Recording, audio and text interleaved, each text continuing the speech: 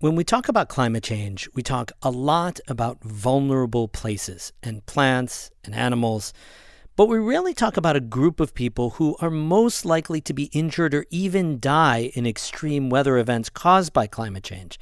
That's older adults, people over the age of 60. Susan Schrader is from the Community Health Center of the North Country. She runs its senior volunteer program in Malone and Canton. So I deal with seniors on a daily basis, and I'm very concerned about climate change. It interferes with their health, their ability to get food, their ability to get to the doctors, and their ability to have contact with their families if they lose power or cell phone, and it's terrifying. It's terrifying for everybody, but for a senior, it's multiplied 100%. Why we need to pay more attention to our older people as the earth warms, on today's Story of the Day. Support for Story of the Day comes from Claxton Hepburn Medical Center, dedicated to providing patient care and regional services to the people of St. Lawrence County. claxtonhepburn.org.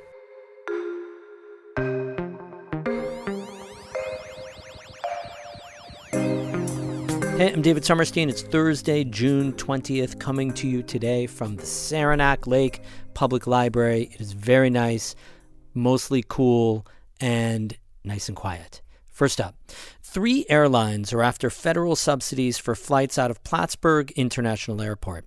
As Kara Chapman reports, 2 of them are currently carriers there. Contour Airlines has offered 12 weekly flights from Plattsburgh to Philadelphia since July 2022. The carrier wants to continue that service for another 3 years. But it's got some competition. Breeze Airways has launched flights from Plattsburgh to Orlando and Tampa over the last year. It wants to use the federal funding to add 7 weekly round-trip flights to Dulles International Airport near Washington, D.C. A third proposal from Boutique Air comes with 2 options for destinations. With option 1, 26 weekly round-trip flights would go to Boston, with up to half move to Newark or Westchester County. For option 2, all the flights would go to Newark or Westchester County. Boutique Air and Contour's aircraft are much smaller than Breeze's 137-seat planes, but both have connectivity to other airlines in their proposals. Boutique Air has agreements with both United and American, and Contour has agreements with American and Alaska Airlines. Breeze Airways' proposal doesn't include agreements with other airlines, but the carrier says it expects to have those in place by the end of this year. The community can now weigh in on the proposals by submitting comments to the U.S. Department of Transportation. Plattsburgh Airport Director Chris Craig told the Plattsburgh Press-Republican that community feedback carries some weight in which proposal gets the funding. The DOT also considers airline connectivity and the cost of the subsidies requested. Kara Chapman, North Country Public Radio.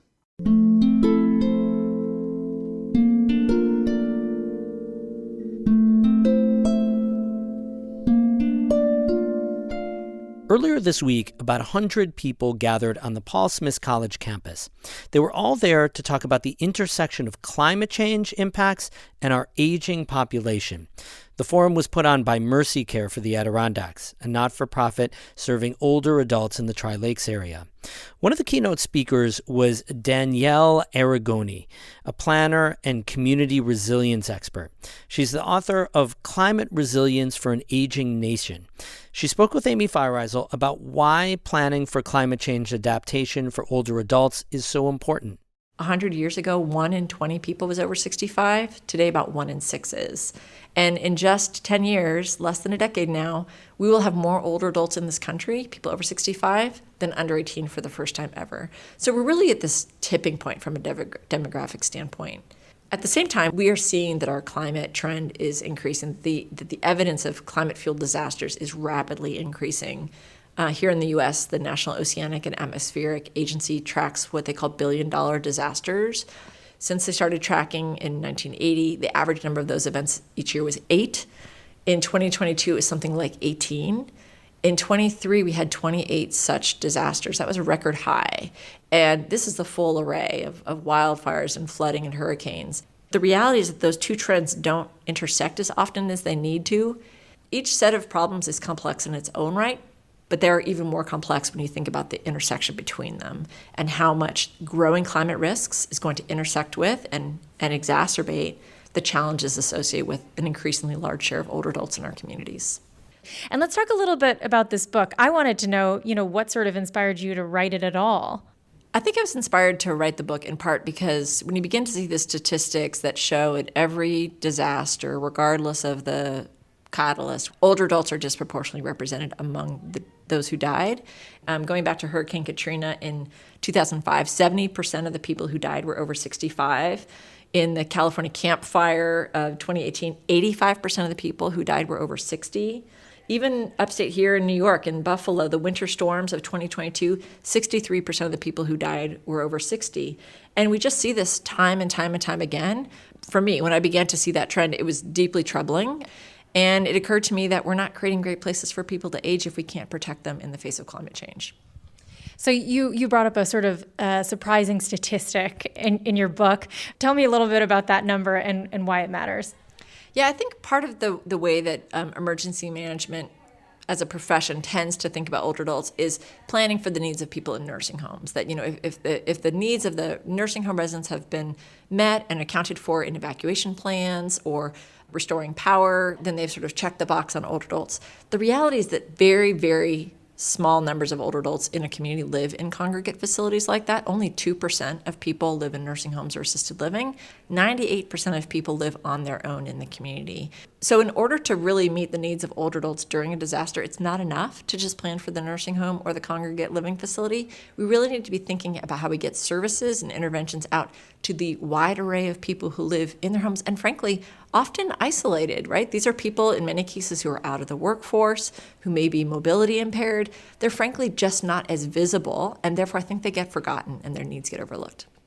So in the Northeast, I think two of the main threats, climate change threats, would probably be extreme heat and flooding. Can you talk a little bit about those two things? Yeah, what we know is that heat-related illnesses are now the largest weather-related cause of deaths, causing 12,000 deaths each year. Of those, 80% are people who are over 60. So heat is really problematic for older adults, in part because, frankly, older bodies just process heat differently than younger bodies do. There's some physiological changes that happen.